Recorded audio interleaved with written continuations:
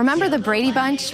Back before our money was broken, you could have one parent working while supporting a family with 6 kids and a live-in maid. Oh yeah, and a dog, Tiger. What happened? I have directed Secretary Connally to suspend temporarily the convertibility of the dollar into gold or other reserve assets.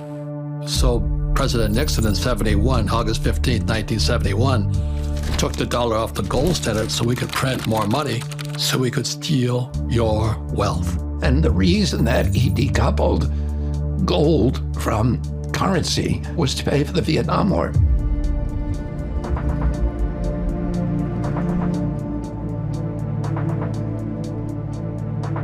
The dollar will dramatically lose its purchasing power.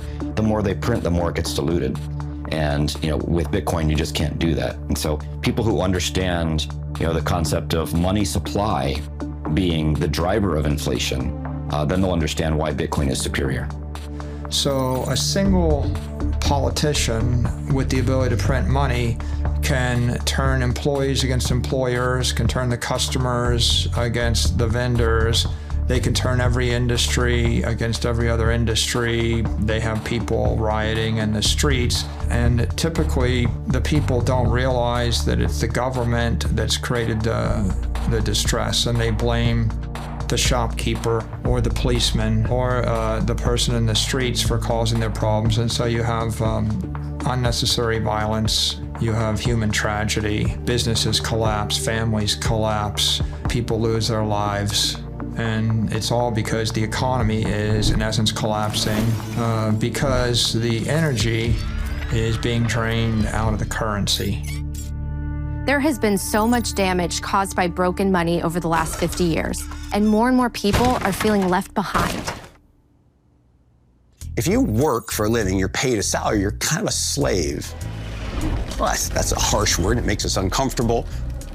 But it's true in the sense that you're given a certain amount of money for your time and effort.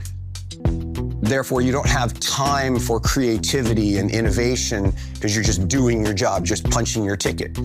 Well, part of that is because your money that you're paid gets less valuable every day. We've been sold a bill of goods that inflation is good for us. That's nonsense. Why should the devaluation of my hard-earned money be good for me? That doesn't make any sense at all. Who it's good for is the people at the tippy top. How in the world are they going to get ahead if they're operating on this system that doesn't preserve their energy and their work and their time?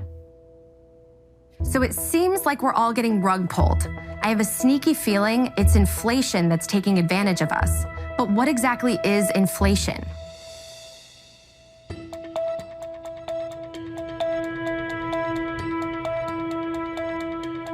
There are two kinds of inflation. There's inflation due to unfortunate acts of God, force majeure. So if the monetary system is being run perfectly, and if there's a tornado or a hurricane, and there's a temporary shortage of goods and services, then prices will go up. And so that is physical inflation. But there's another form of inflation, which is monetary inflation, and this is much more common. And this is generally the source of 98% of inflation in the world, the vast majority of it. And that's when all of the goods and services and assets in a society are priced in a currency that is in and of itself inflationary. So if I price things in the dollar and I double the supply of dollars, the supply of houses doesn't increase, but the supply of dollars does increase, therefore the prices will probably double over time. Typically, especially if you're going through a hyperinflation, wages do not keep up. They do not keep up. And so inflation eats into purchasing power. You can't buy enough to feed your family. The average income in this country is now $5,000 less than the average cost of living. The cost of basic human needs, food, shelter, and transportation is now $5,000 more than the average person makes, which means if you're in that category, which is most Americans, you now cannot make ends meet. Here in the United States, they target 2% inflation. They're literally saying we want to steal about 2% of your purchasing power every year. And then we have years like this where the inflation rate is 7 or 8 or 9% higher than normal. That means they're just stealing our purchasing power even that much faster. So there's no honest unit of account for them. It's just a credit-based system. They're just making different numbers on their spreadsheets, and they say, you know what, we're going to create this much more credit this year. We're going to destroy this much more purchasing power. And it's the citizens of the country that pay for that. We're paying for our government to make irresponsible decisions. So yes, I think that's very immoral. At this point, it's getting very difficult for people to catch up. We're seeing more people working multiple jobs just to make ends meet. We see more dual income households. There's less households where you just have one person that works and one person that stays home and runs the household and the family. Now everybody's working. So let me get this straight. We take our God-given talents and work really hard, and our money buys us less and less every year? I don't like the sound of that. So how does government create money? We print it digitally. So we as a central bank, we have the ability to create money digitally. We also print actual currency, and we distribute that through the Federal Reserve banks.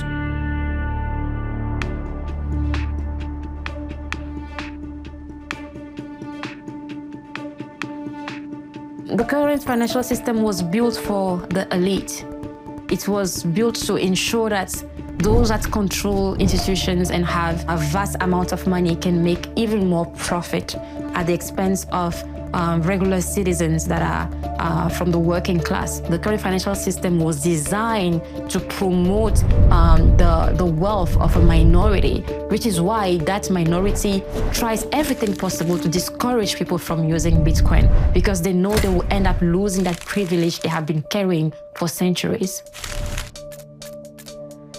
So we can't trust money to tell us accurately how much value we create. So it's not hard to see how we go from this to a world where a lot of people just don't even know how much they are worth to the world. And that makes it easier for the bullies of the world to step in and say, you know what, we'll tell you how much you're worth. A person who gives themselves to honest labor and gives an honest day's work deserves a wage that will allow them to sustain their lifestyle at a basic standard. And if that's not happening, then we have a problem in terms of the way our economic structure works. And there are a lot of people who work multiple jobs in order to meet that standard. And that is probably an indication that we have a problem. It's not good stewardship to put myself in a position where I acquire so much debt that I can't sustain my living. And we have people who are doing that all the time, and we have people who in some ways promote the idea that you can live this way. The incentives exist for the Fed to provide extremely cheap credit to banks and for them to mark it up a little bit because it's profitable for them, and then to offer that credit pretty cheaply and essentially create, debt slaves or indentured servants out of every American and anyone else around the world that they can lend to that is plugged into the Western banking system. That's just the incentives of the system that we have today. So was our monetary system designed to siphon away wealth from the working class?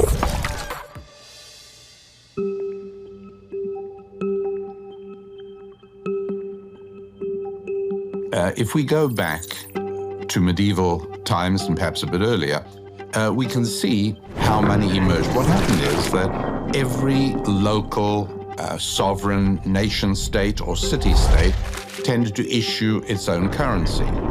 And two things impacted the reliability, the durability, and the effectiveness of that currency. One was whether the issuer of the currency, whether it was a nobleman or a king, or whether it was a constituted government, whether they could, to use the phrase from Isaiah, to resist the temptation to dilute the currency. And it is a huge temptation. There's no question about it. I like to use a silver dollar as an example.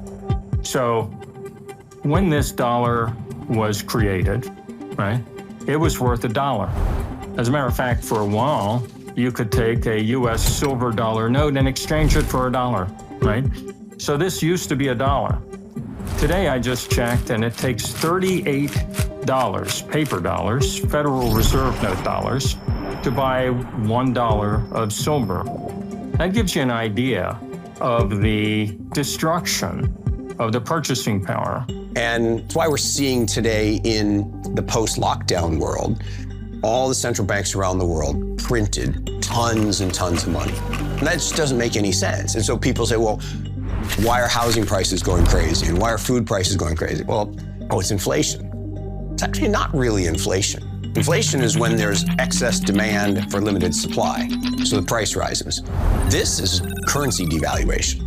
So weights and measures were the way in which you'd say, if I got a pound of something, I'll give you a pound of this, or the equivalent.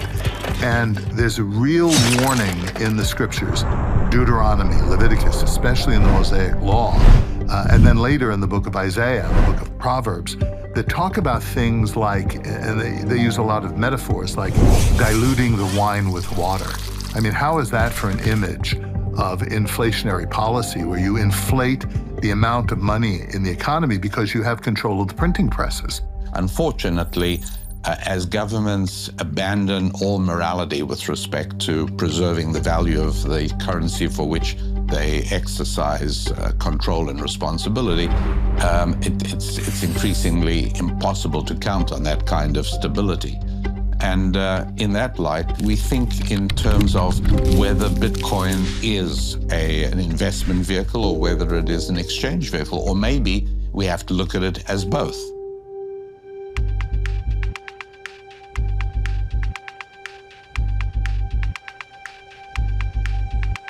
There's no actual mechanical difference at all between you and I putting together a dollar printing machine and spinning up some counterfeit $100 bills and trying to go out and take those into the world and trade them for goods and services. There's no difference in you and I doing that and what the Federal Reserve does by the trillion. It is one of the core contributors to the rich getting richer and the poor getting poorer. The particularly egregious thing about fiat currency is that it can cover up theft in the name of policymaking, whereas electronic currencies based on algorithms can't do that. If you think of the average citizen, it is very hard to plan your life. If I don't know what the central bank is going to do next month, let alone a year from now, 5 years, or 10 years from now. I use the example of baby boomers, right? Baby boomers, when we were young, we thought $500,000 would be a perfectly good amount of money to retire on. And now, suddenly, it looks like $500,000 is nowhere near what you really should have to retire on. Well, the reason for that is the systematic destruction of the purchasing power of those dollars. So that makes all baby boomers and all citizens more dependent on government. And that's very good for government. So not only are people unable to retire, they can't even get their life started.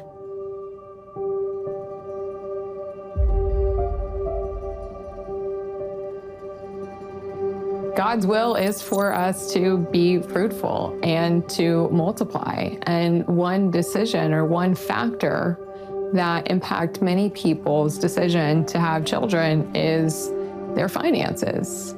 And the state of our economy has really devastated, particularly young people's savings. And I have a ton of friends who have decided not to have children or not to have more children because they feel like they can't afford it. So I do think inflation can impact some people's decision on if they want to have children or not. And I think that's a really sad thing. I have experienced this in my life. I have put off having a family. I've wondered if I'll ever be able to afford a home. More and more people in my generation are living at home with their parents and drowning in student loan debt. Millennials like me are losing hope that the future is one they'll be able to afford. For the first time, we have a generation that is worse off than the ones who came before. None of it feels fair because it isn't. The system is rigged against us. We live in a system where we are forced to use a certain currency. In our case, let's say the US dollar. We didn't choose to use the US dollar. We didn't have a vote about whether we were going to use the US dollar. We're forced to use the US dollar. And that US dollar is controlled by political organizations that make political decisions to benefit themselves at the cost of others. Decades of policies that were probably well-intentioned have led to the worst levels of income inequality and wealth concentration we've seen since the 1920s. And at this point, we have politicians who just throw blame and they come in and say, I'll fix it. But unfortunately, they can't fix it because in order to keep the system going, they have to keep printing money. And the more they keep printing money, the more the wealth concentration grows and the more unfair and unequal the system becomes.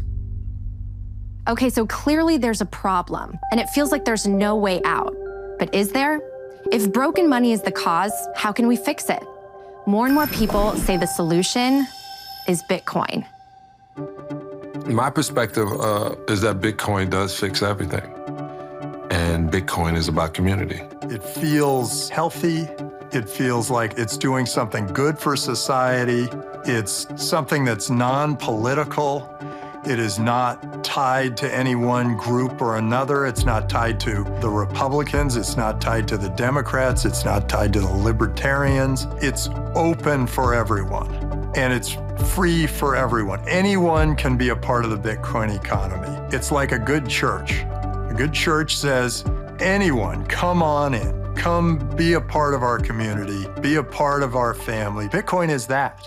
So we can only trust systems that cannot be discriminatory. And Bitcoin is powerful in a way that is money that does not discriminate based on race, based on gender, ethnicity, or even geographic location. A person holding Bitcoin in Togo today will have the same value as a person holding the same quantity of Bitcoin in the United States. I'm not techie. I'm really horrible with technology. But once I understood what blockchain was, blockchain is integrity. Bitcoin is based upon integrity. That's why I call it people's money. The government cannot make it. Bitcoin is not this centralized control of the economy. Bitcoin is built by the people, for the people. If you consider how many steps it takes for a merchant to sell a good to a consumer in the traditional world today, it takes 9 steps.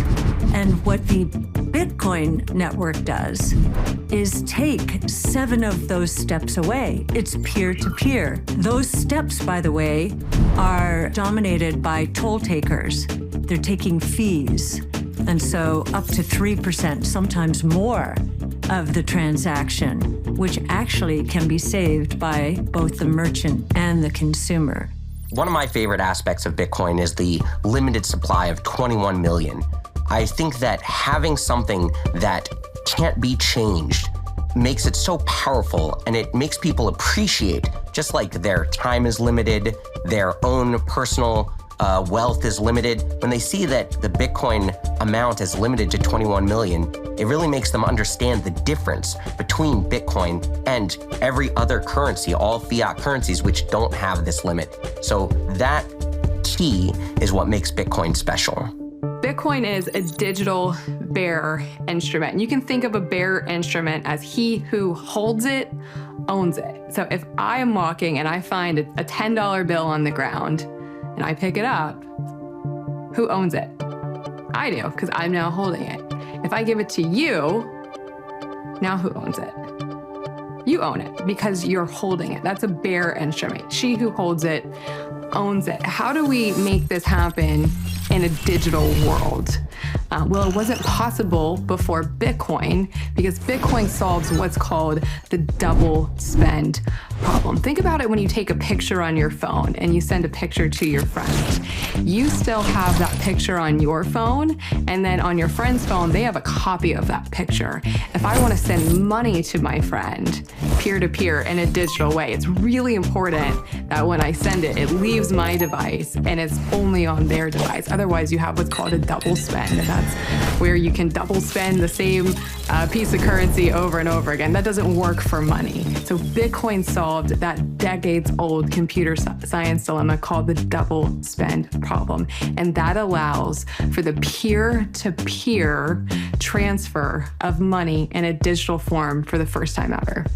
What Bitcoin does is it gives you back that ability to be your own bank, to custody your own funds, to spend money, but the way we do with dollar bills now, but in a digital, virtual way that's really powerful. So to recap, there are only 21 million Bitcoin, and the network gives you total control over your money. And now some of the most successful entrepreneurs are into Bitcoin. If you look at what gold is, let's start there. Nobody carries around a gold bar, but some people just feel more comfortable holding gold than they do cash. But the reality is nobody actually owns gold, right? They don't physically own it. Some people have coins, but that's, an exception. And so gold itself is actually just a digital transaction that's stored on a ledger somewhere. It just happens to be on a fiat ledger where it's a traditional database held wherever you're buying the gold, at a bank, an investment bank, whatever it may be. There are a lot of vertically integrated organizations that control your access and the distribution and your ability to use traditional gold ownership. Bitcoin is very similar in a lot of respects, only the ownership of that is stored in a wallet, which, if you have your own wallet, is stored on the Bitcoin blockchain. For example, dollars aren't a great store of value because we have to trust that the government won't print more. With gold, no one controls the production of gold. So we know that its issuance is not controlled by any one party, and it requires work. Gold is a proof of work sort of asset where you have to dig it out of the ground. And Bitcoin has some of these same characteristics. Bitcoin, as a store of value, it's great because you can carry it in your own wallet. You can cold carry it, which is a huge advantage. You can be anywhere in the world and there's an ability to transfer it or use it. That's a huge advantage. You can transfer it to others or buy it from others in seconds. That's a huge advantage. And you can transfer it as a method of payment in a lot of respects, and that's a huge advantage. Those advantages are legit and offer people a good reason to use it. And, if you're a speculator or you're using it purely as a store of value, it's easy to trade, store, buy, and sell. The reason Bitcoin is better than gold is that it's more transferable than gold. If you try to move $1 billion worth of gold, you need like an army to move that, and it's very expensive. If you need to move $1 billion worth of Bitcoin, you could hit a couple keys, hit send, in 10 minutes, it's transferred at the speed of light to anywhere in the world. So it's more portable than gold. It's more divisible than gold. So you could divide Bitcoin by up to 8 decimal points. So the smallest unit is called a Satoshi. So it's more divisible. If you try to divide a bar of gold or a gold coin to go pay for Starbucks, you can't do it. So more divisible, more portable, and it's more verifiable than gold. It's hard to verify gold. Bitcoin is easy to verify. You just type the key into a blockchain explorer, you could verify that you're Bitcoin. So to get this straight, Bitcoin is a digital asset that moves through the internet without a third party like a bank or credit card company approving the transaction. All right, let's go a little deeper. You've probably heard of the word blockchain. So what is a blockchain? Blockchain just refers to a ledger. So the Bitcoin blockchain is a digital ledger of transactions where all the computers on the network have to agree to add a block to that ledger. So it's a chain, essentially, of blocks that each contain a list of transactions on the Bitcoin network. And the whole community, essentially the whole network, verifies that those transactions are accurate. The idea of a digital ledger will make more sense if we get a clearer picture of how ledgers work. The ledger is nothing new. It can be traced back to the 11th century and was popularized in Florence, Italy during the Renaissance in the 14th and 15th centuries. It's simply the way we've been keeping track of who owns what for about 1,000 years now. For example, when you deposit money in your bank account, you have a credit on the right side of the ledger. The bank has a debit on the left side of the ledger because they owe you that deposit when you want to withdraw it. Easy enough. It gets a bit more complicated when you want to buy something with the money in your bank account. Now the bank and the store have to reconcile your bank account with the store's bank account to move the money because they each have their own ledgers. And your ledger has to reconcile with their ledger, which can take a few days, or up to 30 days as with credit cards. Now multiply this times billions of people moving their money to buy things every day. And remember, the banks on both sides take a fee. All these transaction fees add up to trillions of dollars each year. That comes out of your pocket and the store's pockets. The beauty of Bitcoin is that it's one universal ledger that's updated and distributed around the world every 10 minutes. Best of all, it requires no middleman like a bank, which gives you complete control of your money. So now that digital ledgers make sense, you might be wondering how you keep your Bitcoin safe on the blockchain. The way that I would describe storing your Bitcoin on a blockchain is like a locker system. So at your high school, you had a locker, and your locker had both a public address, so my locker was C19, and I can give that address to everybody. Hey, go put this envelope in my locker, C19. That's my public address. But only I have the key, the private key, to open that locker and move stuff from one to another. So securing my Bitcoin or cryptocurrency would be the same thing, where you have this blockchain, which is like this digital locker system, and there's a public address, and everybody can know that address, and anybody can deposit into that address. But only I have my key to unlock that. And where you're storing your keys, there's typically some secret phrase that you need to keep in a safe place, which is what's used to create your secret key. The way most people store this is in what's called a mnemonic phrase. And you've probably seen this where it's either a 12 or a 24-word phrase typically. And each of those words comes from a specific word list. And when you stack those words together, 24 words is the number most people use, which corresponds about to the number of atoms in the known universe. And so we're storing a tremendous amount of randomness there that makes it computationally impossible to break into. And that's the piece you need to keep safe. Okay, that was a lot to throw at you, so let's try to keep simplifying it. Bitcoin might seem complicated. At the same time, I'd argue it's way less complicated actually if you look underneath the hood to figure out how banks settle transactions. But most of the people don't care, right? In traditional finance, you hit the button, it goes somewhere, and it just ends up in my wallet, and nobody asks how it got ultimately from point A to point B. Bitcoin is new, and I get that people have more questions ultimately about it, but over time, I feel like the trust in kind of the Bitcoin blockchain, as well as the longevity of the technology and how, the software has been up and running for so many years, people will stop asking the question. It'll become very normal. To sum this up, let's just hear a simple definition of Bitcoin. So what is Bitcoin? Bitcoin is a piece of software that allows two parties to exchange value over the internet in a transparent and trustless fashion, as easy as sending an email. So we're free to send Bitcoin through the internet as money without permission from any government or bank. But you might be wondering what the difference is between Bitcoin and the CBDCs you've been hearing about. What a CBDC is central bank digital currency. Now, what it is they're trying to take, and when I say they, I mean central banks and the government, are trying to take the concept of fiat currency and digitize it into a digital dollar.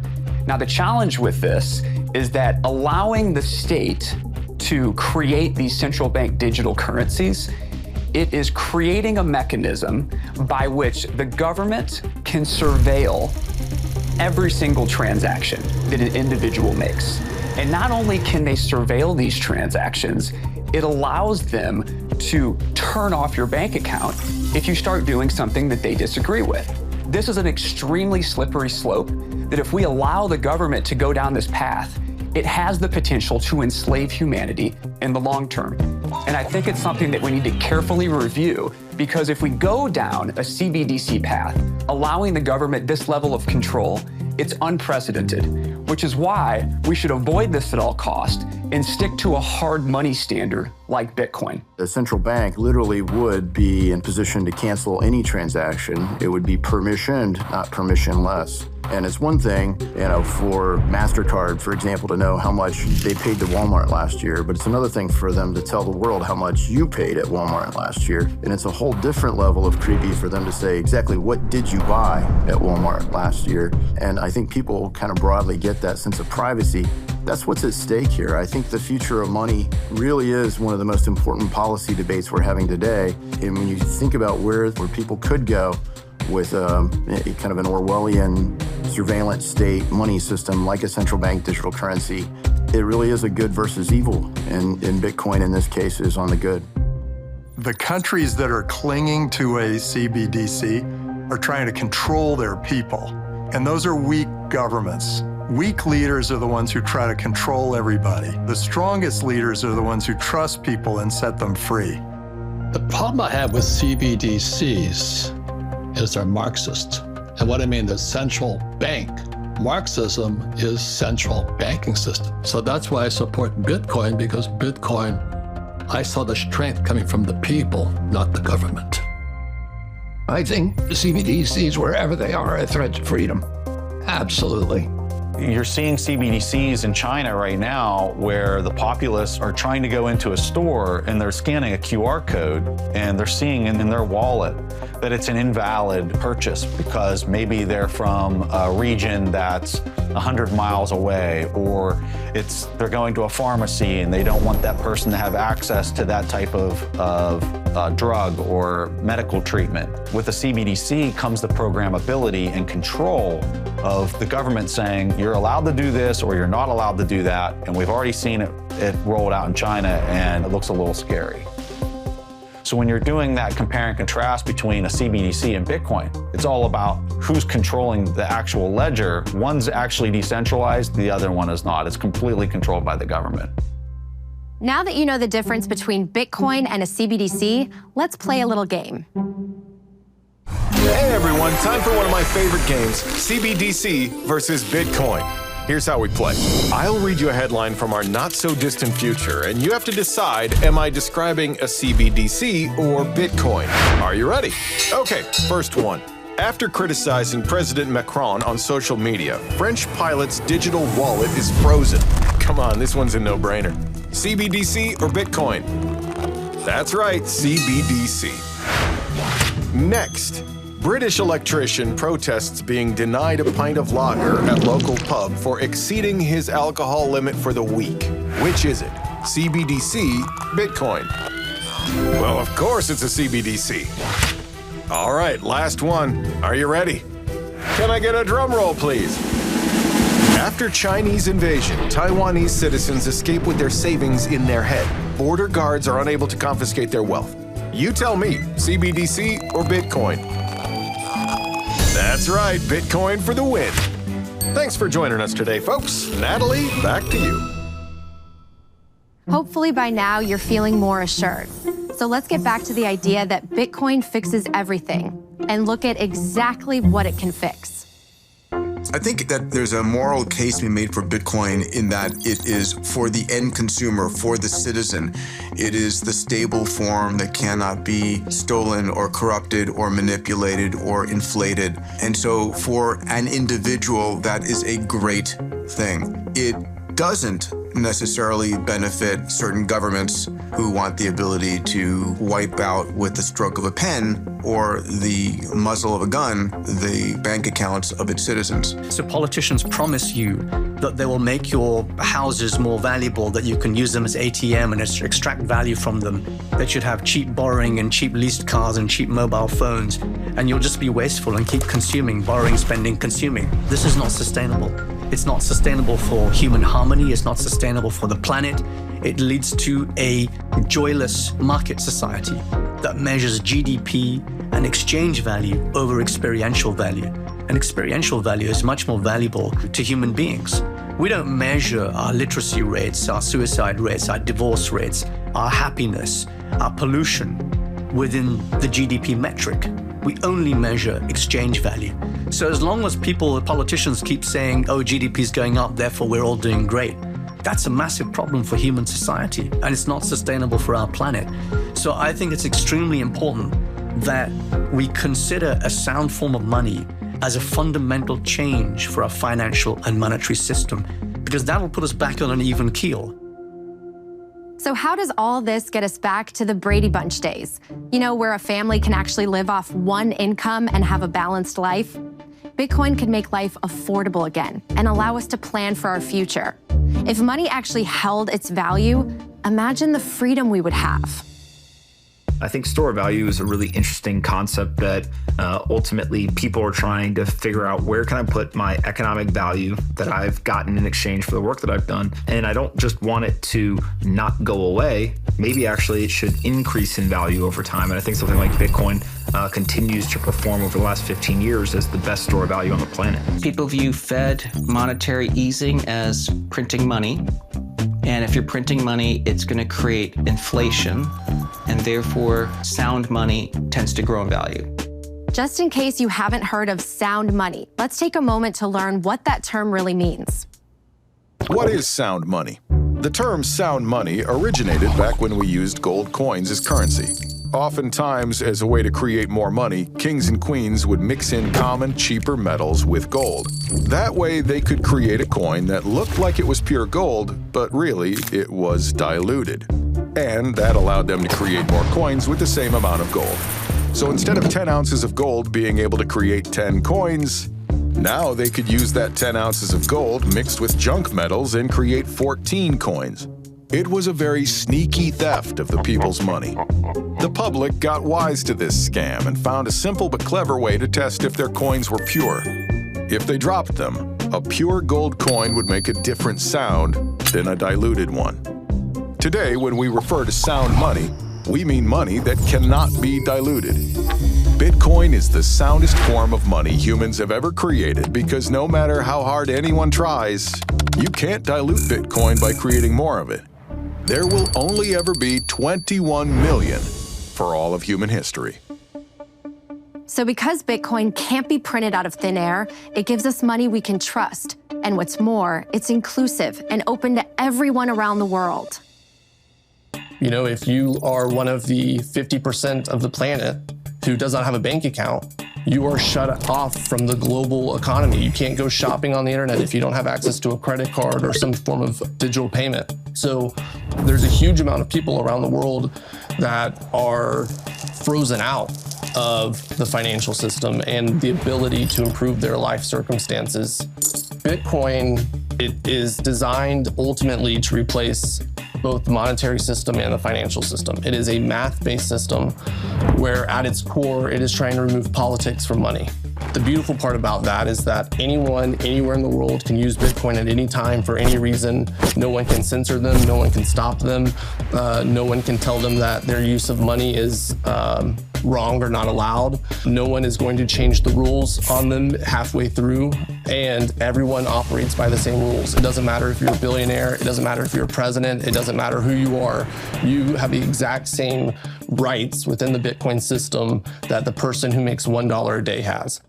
Do I believe that it can help people rise up out of poverty and give them opportunity to do business where they weren't able to before? Yes, I do. And it's certainly been the case around the world where people have gotten access to a financial system that they didn't have access to before. For example, talk about financial inclusion, for instance. The current financial system excludes a large amount of people from being able to access financial services. If you looked at a continent like Africa, one of the reasons they can't crawl out of poverty is because the currencies in every country in Africa, they're either broken completely defective, or they're impaired, and they're continually siphoning economic energy from the working class and from the businesses in those economies into the hands of the politicians that control the corrupt currencies. You, in essence, don't really have any hope of accumulating wealth if you're paid in a defective currency and the currency is continually collapsing. Not only does Bitcoin allow people to be their own bank, it is the only form of money that gives us digital property rights. Bitcoin is very transformative because it gives us a new set of building blocks.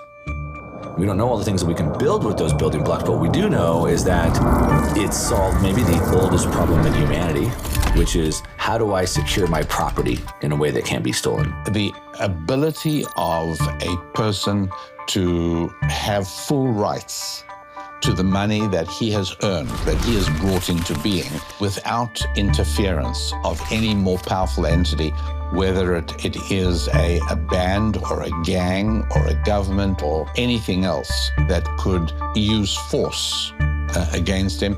That's a huge advantage and a huge asset. Coming from the former Soviet Union, my parents brought my family over 1989. I was 7 years old, along with my sister, and we left the Soviet Union because many people know it was a very oppressive regime. Things were scarce, goods were scarce, people weren't really free to do what they wanted, information was very strictly controlled. So what I found out is that when we left, the government was able to exchange about $100 per person. For my family of four, that meant we left with $400 in our pockets. And that's all we could take with us. Otherwise, our option was to exchange these Soviet rubles on the street, which basically had no value. Had we had Bitcoin back in the Soviet Union in 1989, we could have actually taken our hard work and everything that we had done with us, that value that we earned. If you show up at the airport with all of your money in any other nation state, they either arrest you, they send you home, or more likely, they take your money and send you home, right? Try to walk through an airport in most countries with $1 million of gold in your backpack and see how far you get. You can't even walk through with more than 10,000 of anything. Governments have captured the capital of their citizens, and if they can force you to use the currency while they've got the capital captured, they can simply seize as much of your capital as they wish by debasing the currency more aggressively. Bitcoin reverses that balance of power because now for the first time, you could actually store your capital in a hardware wallet or in a set of private keys.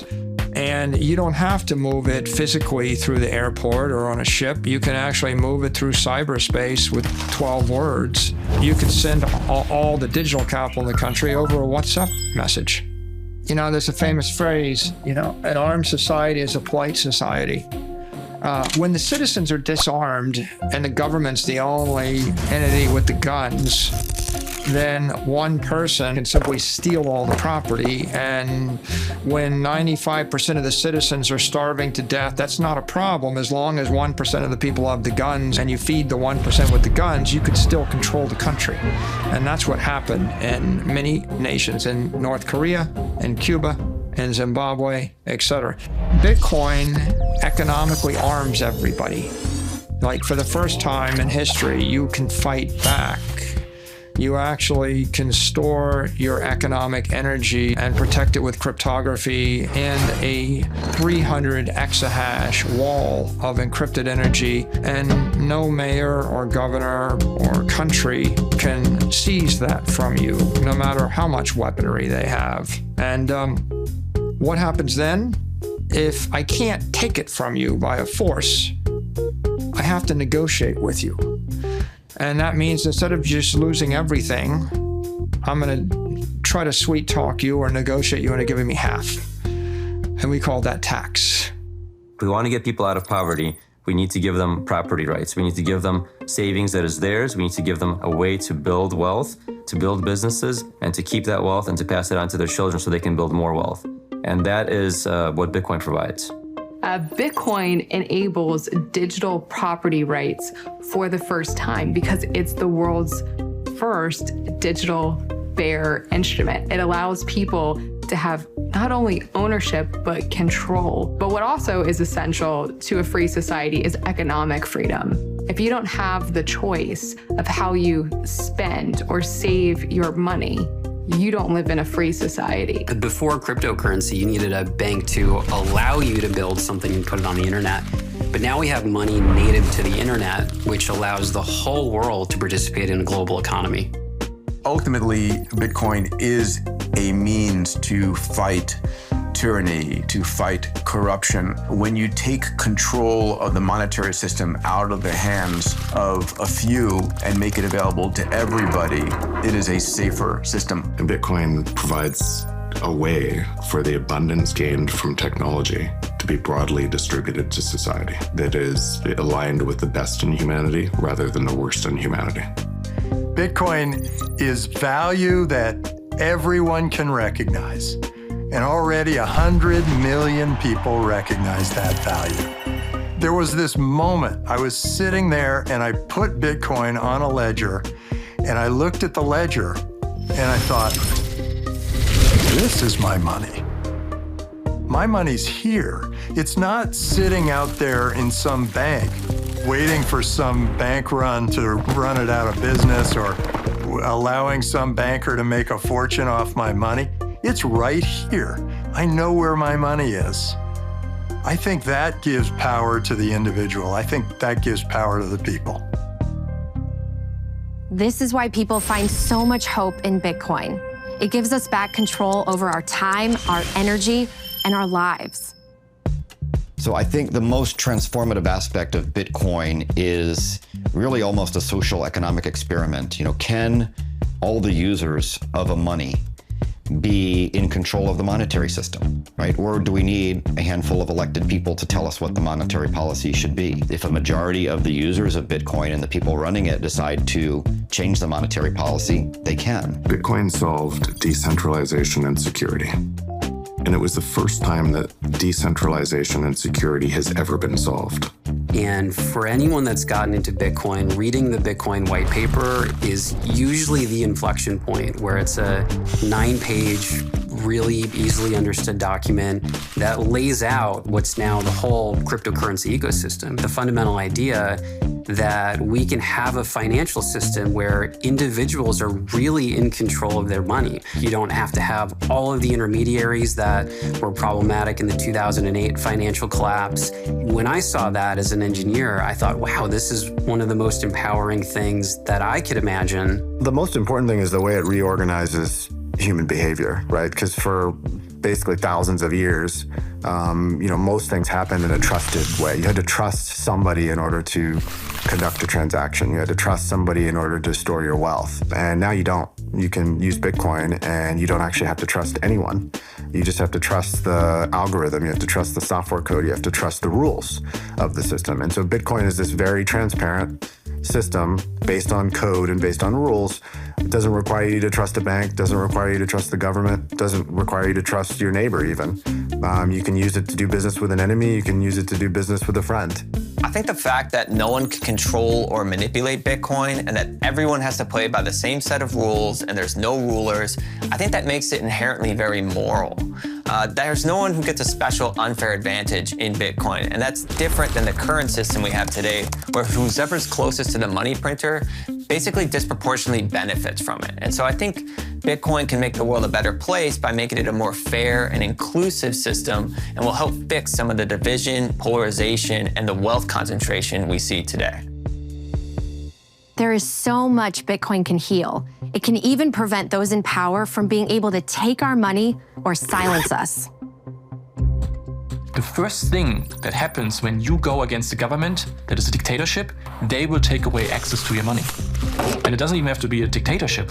Justin Trudeau in Canada works to use banks to cut off money for truckers. They were protesting COVID restrictions that were put on them in Canada, and they were using the banks to do this. This was actually considered illegal in Canada, but nevertheless, Trudeau did it. Banks complied with it, and they started choking off the protest by restricting the money. The government taking people who had committed no crime, who were not charged with a crime, who were, of course, never convicted of a crime, and punishing them for criticizing government policies, and punishing them in a way that was almost worse than imprisonment. Because if you can't get at your bank account, you can't feed your children, you can't buy gasoline, you can't pay the mortgage on your house, because if the government has the capacity to starve you to death, to keep you from getting work, to keep you from shelter, then it has license essentially for any atrocity. And at that point, I began looking more seriously at Bitcoin as a currency that could be used to escape the government surveillance systems. When working in Moscow, when our bank accounts were blocked by the regime, we were able to continue our activities thanks to Bitcoin savings. Basically, Bitcoin gave us freedom of action and freedom of speech at that time. The US government has the discretionary ability to effectively turn off the savings of whole nations at a time. That's what they did with Afghanistan, for better for worse, after the Taliban took over. That's what they did with Russia in February of this year. Again, for better for worse. You might say, well, these are the strategic objectives of the United States. That's fine, but what they are doing is confiscating the savings of entire nations. And it's just a fundamentally unfair dynamic, right? You are blending political objectives with people's savings, and that leads to misery, in my opinion. Governments can, at any time, decide they don't like you or me or somebody else and sanction. If we called sanctions what they are, right, financial sanctions, starving children, you're basically cutting off supplies of goods and services to a population, we probably wouldn't like it as much. But when we talk about economic sanctions, whether it's Venezuelans or Russians or anybody else, governments almost glamorize it because they're like, well, we know better. We know what's best. But censoring someone because they have different views or different lifestyle or different perspective on how the world should interact, it's not really our job. So PayPal came out with that policy where they said if you say anything online we don't like, misinformation, which of course, as we found out for the last 2 years, what was labeled misinformation actually came true. But if you do misinformation, they can pull $2,500 out of your account. It's not your money. Of course, they got massive amounts of backlash and they came out and said, whoa, that was a mistake, that was a mistake. And what we're seeing in Canada, what we're seeing with PayPal, what we're seeing with the banks is that your money that you think is your money is not your money. And at any time, they can decide to censor you or block it if they want. And at the end of the day, if we don't have the ability to determine our own future for ourselves, for our family, on a monetary basis, we don't actually have any real control of anything in our own lives. Bitcoin puts you back in the driver's seat of your life, which is why so many people see it as the ultimate force for good. I absolutely believe that Bitcoin already is making the world a better place and will continue to do so in the coming years. There's been plenty of examples of currency collapse just in the last 13 years since Bitcoin has existed. And we get these every single year. So there have been major, even middle-income nations where the currency has effectively failed, and Bitcoin has been a life raft for those people. When the war in Ukraine broke out, I had friends there on the ground trying to help some folks that were stuck in bomb shelters with delivering food and water. And they asked us to help them monetarily, try to help them buy more supplies. On a Saturday night, the only way to get money into Ukraine was Bitcoin. There's no other technology that can cross borders outside of banking hours. So we were actually able to use Bitcoin to send it over there and get local currency to people on the ground and to affect humanitarian aid. And I was really blown away because Bitcoin was the only thing that could solve that problem. And in times of war, all philosophical resistance to things like Bitcoin goes out the window because it doesn't matter. If it solves your problem, you're going to use it. And that's what makes me really excited about it, because there's so many problems in the world and those people really need the Bitcoin. We decided to collect some donations in Bitcoin, and Bitcoin was a kind of a plan B for us.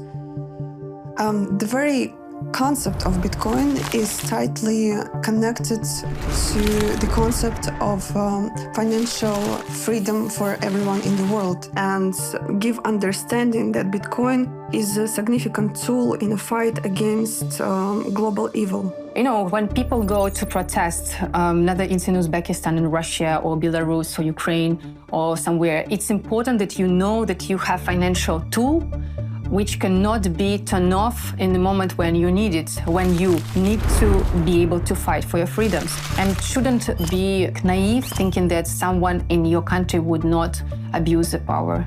One day it could happen. You have to be prepared. Where you see Bitcoin expanding really fast is actually nations that need it the most. Right? So why El Salvador is a natural is because they're most punished. They're furthest away from the monopoly system of money today. And so nations that have always seen either hyperinflation or dictators, and what you're seeing is those populations race into this open monetary protocol, and nobody can stop them. It is freedom. These are places where the government has failed in some sense. And so a lot of critics think, oh, well, Bitcoin is just something that, rich Westerners like, and it's a tool to gamble with. But really, the on-the-ground adoption is happening in places where people actually need it. And I think that's an extremely telling early data point. And so, if you live in Nigeria has among the highest Bitcoin adoption rates in the world, more than 30% of people use it. It's actually a very useful tool to do peer-to-peer transactions. Bitcoin, when you look at its alternative as a money where you don't have to trust anyone, and you can move it across countries, you can send it to your family. I've heard tons of stories from Argentinians on how they use Bitcoin to get around capital controls, to get around, government restricts the ability to move dollars in and out of the country, and Bitcoin is this fantastic alternative for that.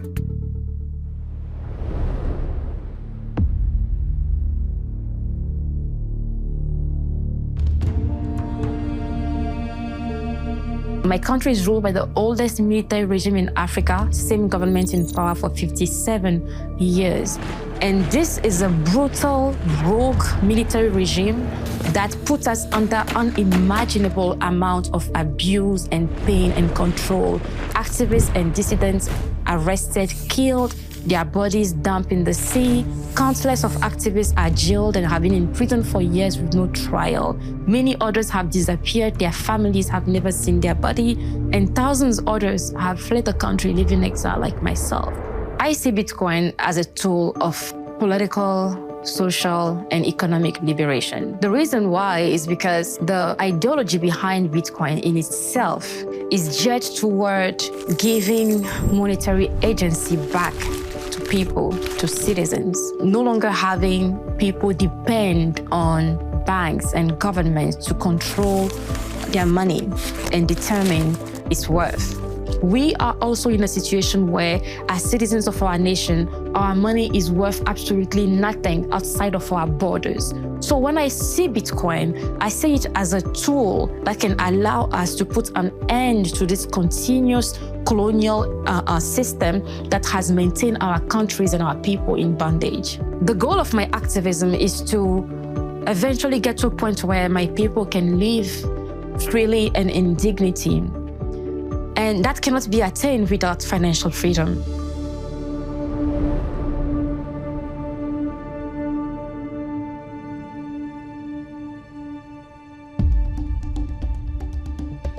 Digital Sun Fund, which is my non-profit organization.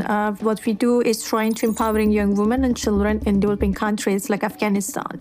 But there was an issue about that there was an inability to paying these women because many of these women didn't have a bank account, and we have to actually send the money to their male relatives' bank account. And many of these women sometimes says that they never received the money because once the money goes in the hands of the men and the relatives, they prefer to not give the money to the women. And why it's like that? Because in a conservative communities, some men are trying to control the lives of the women. And obviously, the first thing is that they don't want that the women have the financial freedom. So we heard about Bitcoin, and we thought, wow, we can use Bitcoin and send to the women directly, and they can have control of their own finance. That was interesting, and we deployed a Bitcoin wallet within our system. We created a user-friendly platform that was very easy for them to find where their wallet is, how much money they're making, and what they can do with this money. Bitcoin has helped us bypass the physical and social barriers. If you have cell phones and smartphones and you have access to internet, we can have your bank with you everywhere. And that's why I think that the magic of the Bitcoin is.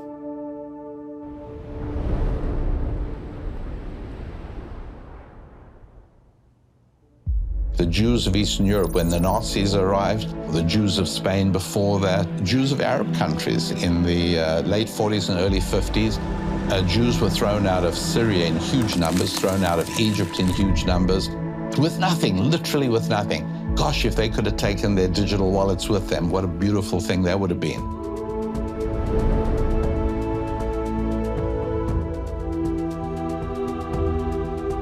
I think Bitcoin is as much an ideology as it is a technology, but because it's an ethical ideology, there are many people that feel very spiritual about it and others that view it as a religion. If you worship truth, if you worship integrity, if you worship conservation of energy and balance in the universe, then Bitcoin is your religion. Bitcoin is ethical, but it's also peaceful. It's not a currency that worships violence.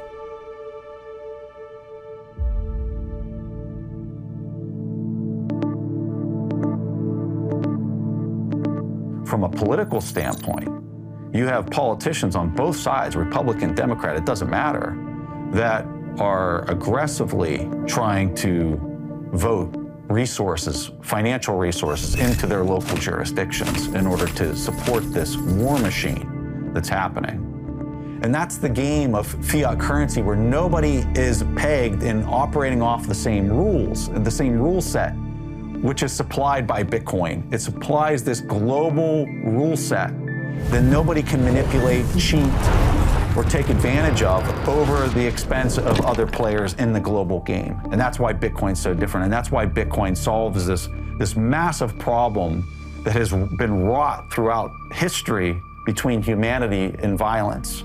Fiat money is used to fund wars. We've spent $8 trillion on regime change wars over the past 20 years. And almost on all those wars made America less safe and less secure and less rich. There was almost no debate about those wars beforehand. What do we get for those wars? Iraq is now worse off than we found it. We killed more Iraqis than Saddam Hussein. We killed between 670,000 and 1 million Iraqis. Iraq is now this, instead of a nation, it's an incoherent battle between Shia and Sunni death squads. We created ISIS in the spillover war into Syria, and we drove 2 million refugees into Europe, and we destabilized every democracy in Europe. That process ended up with Brexit, with breaking up the European Union. The riots that we're now seeing in France are a direct result of that surge of immigration that was driven by our wars. So the taxpayer would never agree to fund those wars in advance. And the government doesn't want it, politicians don't want to go to the taxpayer and ask that permission. It's much easier for them to just declare the wars and then finance them by printing more money. But ultimately, the people who pay for that money are the middle class, and they pay through the mechanism of inflation. So when the governments print money, it has the ability to fund the military-industrial complex and create tremendous reckless spending. So when you look at wars throughout history, that's a very, very profitable thing. And central banks can print money to fund both sides of the war. As a person who was flying attack helicopters in combat, there was almost every single flight I went on, somebody that was being shot at, injured, killed. Providing that support for people on the ground was an extremely humbling experience to just see how destructive human beings can be towards each other. When you go far enough upstream as to what's driving this behavior, why is this even happening? I personally arrived that it's the money that's causing this to happen. And there's probably nothing more important for me in my life than trying to make sure people can understand that there's a better way to conduct exchange. And there's a better way to get along with each other than to have a trusted ledger that nobody can manipulate or change. We need to make war and fear less profitable. That's the real layer 2 solution that we need on top of Bitcoin. It's us, not code on a blockchain, but a human society that makes nonviolence and kindness more profitable than exploitation and greed.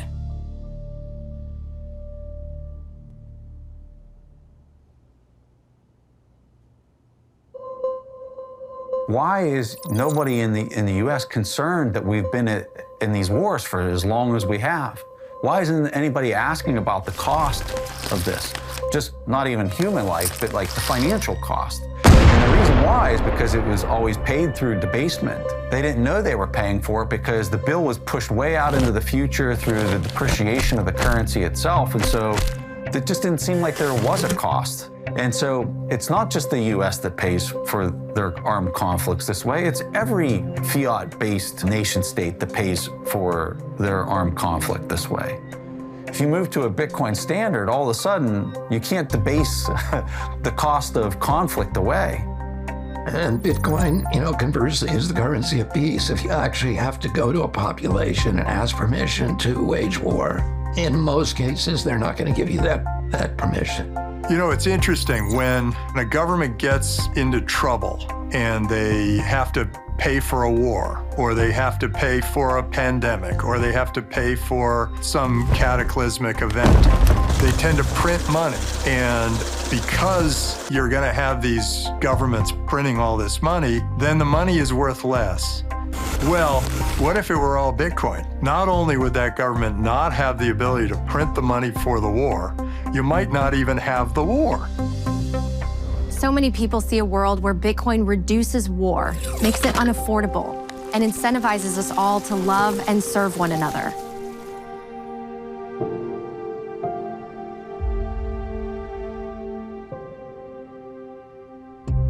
I believe that Bitcoin is just money, and in the Bible, there are many examples of what just money is and what unjust money is. Without a doubt, government fiat currency is not just money. It steals from the poor and gives it to the rich. It creates more income inequality. I think God hates the current system that government fiat creates. That elite group of people makes decisions based on their own portfolios, based on their own set of priorities or those of their friends and colleagues who mean a lot to them. They're not really making up more money. They're just taking it, very often through inflationary policies, from those who have earned it.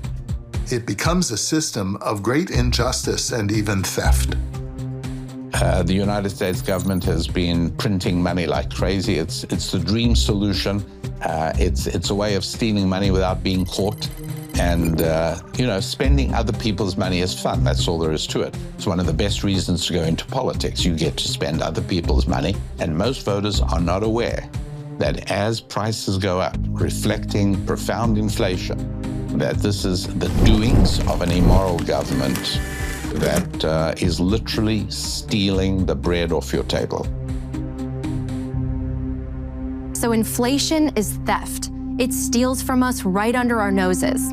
And sadly, the way people keep up with inflation is to max out their credit cards and take on more and more debt, which only creates bigger problems.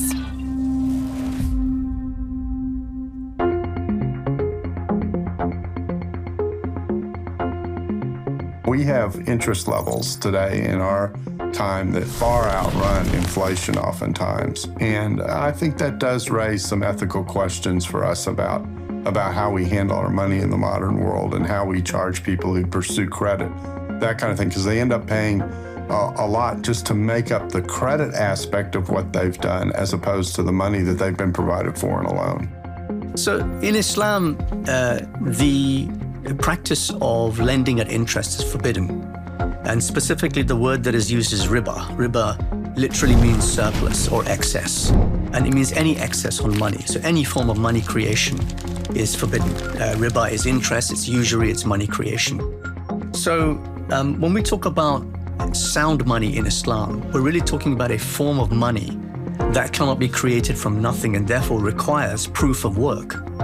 Now, one of the problems with fiat money is that it doesn't require proof of work. Well, that's interesting. Let's see what other religions have to say about Bitcoin and its ethics. Many people question, what is the role of technology in Judaism? This is a tradition and a law which goes back thousands of years, so what could it possibly have to say about these modern inventions and technologies? The fact is that everything that God creates in this world is all for the purpose of making the world a better place and serving Him better. So all of these technologies, whether it's phone, internet, video, all of these things, Bitcoin can be used and should be used for the better service of God. India was this fabulously wealthy industrial power and a spiritual innovator at the same time. And it's largely because its economics had somewhere in its foundation the idea that the ultimate goal is the pursuit of moksha, this true freedom. And we can get back to that. So if Bitcoin helps us to get back to a new kind of capitalism that fosters both material well-being and spiritual freedom, it'll be great. But that kind of new capitalism won't really be that new. It's more like a return to our old habits. So it sounds like Bitcoin can bring out the best in us. Let's explore these religious teachings more deeply.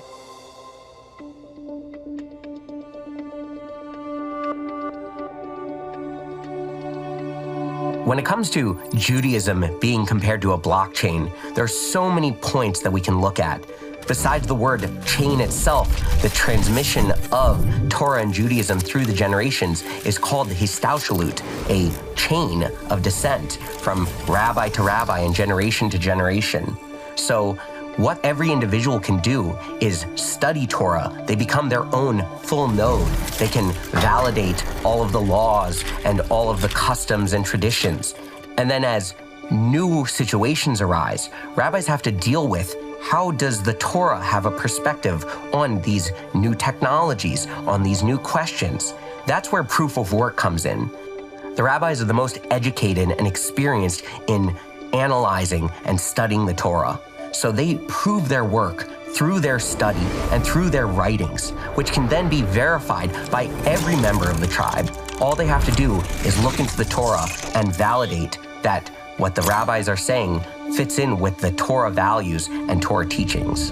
Particularly as a Jewish person who the Jewish people have been dispersed across the entire world and have had to move from country to country, I can appreciate a money that you can take with you and own and use for your purposes without it being interfered by third parties. Bitcoin is just another step in the technological development of how we can serve God better.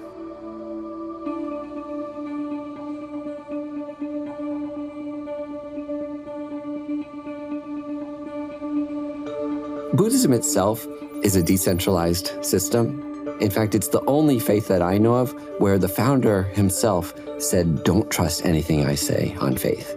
You have to validate it yourself.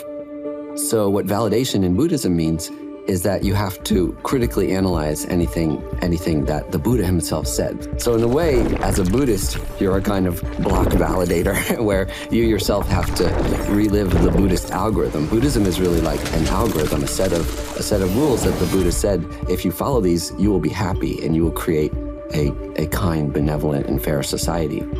And so that I find very parallel to the way that blockchain works, because wanted to create a system that benefits all beings, and not just some select subset. Those things I think are very aligned with this idea of decentralization. So yeah, I think Buddhism is a decentralized religion.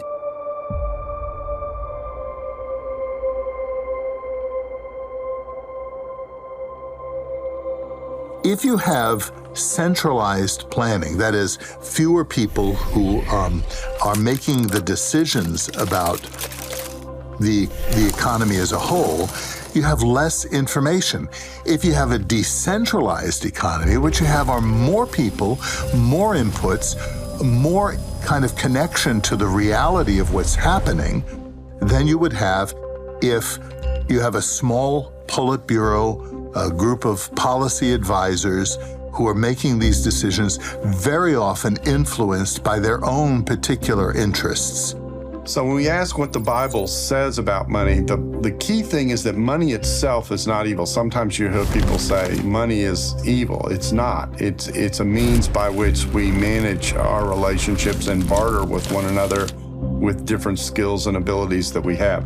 What the Bible says is the love of money that is evil, that it is when it moves us towards greed, when it moves us towards covetousness, when it moves us towards avarice, when it feeds our pride, those kinds of things. That's when money becomes a problem. And actually, it isn't money that's the problem, it's how we deal with money that is the problem.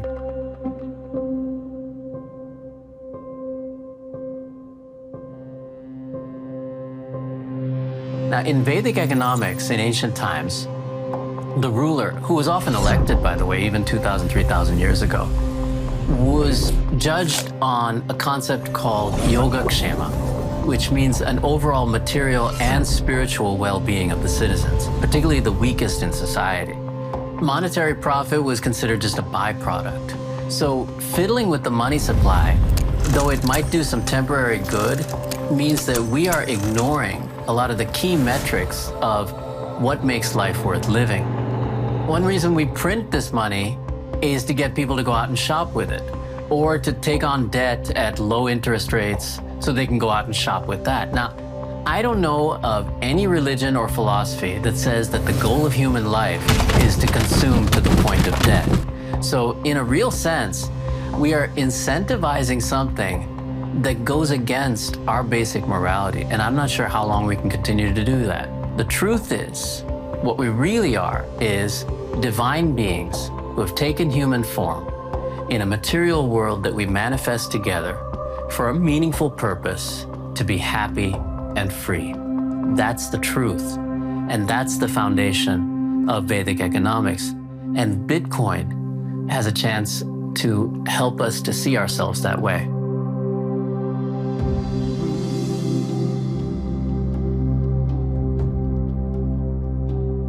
there are sources of scripture in Islam, which are the Quran, which is believed to be the word of God, and the Hadith, which are the collection of the sayings and actions of Prophet Muhammad, peace be upon him. And there are two very famous hadith, one regarding price fixing and the other regarding monopolies. The price fixing hadith goes something like the following. A group of people came to the Prophet and said to him, would you fix the prices of commodities in the marketplace?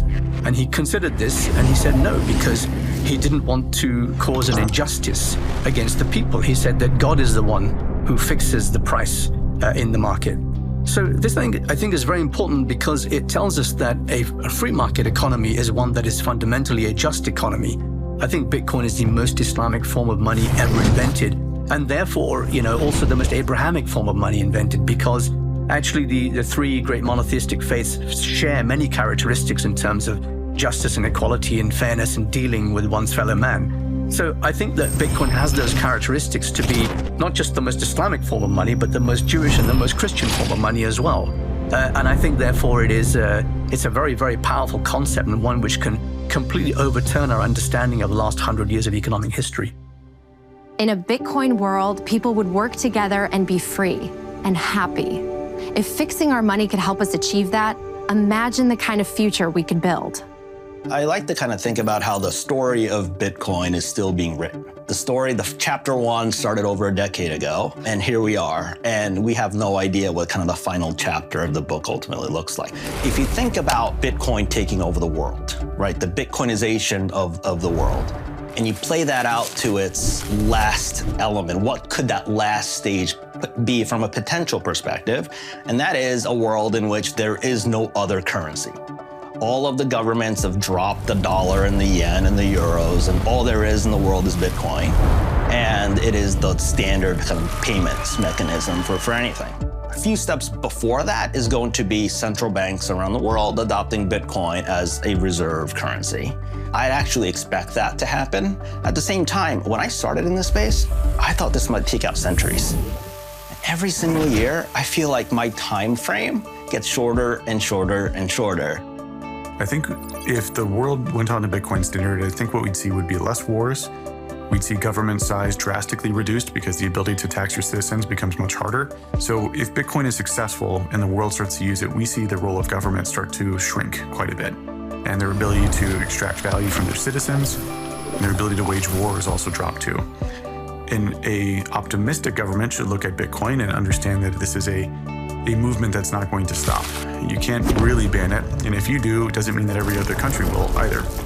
So it's better to get on the train, see this coming, versus try to fight it and try to fight against it. It's sort of like a inevitable sort of change. The things that are happening now are things that we were only dreaming of when we were, on our PCs in computer class in 1985. This is not just an advancement in technology or an advancement in computing or an advancement of a monetary system. In my opinion, Bitcoin represents an evolution of consciousness beyond anything we've seen in thousands of years. We're moving towards a digital future, and we are moving towards a future that's going to require a disintermediation between governments, banks, and centralized control. And Bitcoin grants us this power through an open network that anybody around the world can participate in. It's extremely powerful. And if people adopt it, in time, we will see how we will put the power back in the individual's hands and disintermediate those at the top that are trying to control the human race.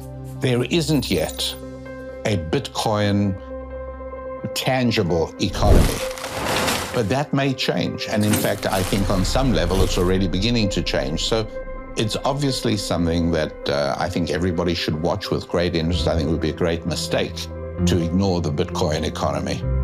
I'm excited for the future of Bitcoin because we're just really beginning to understand all of it and the uses for it and the advantages of it.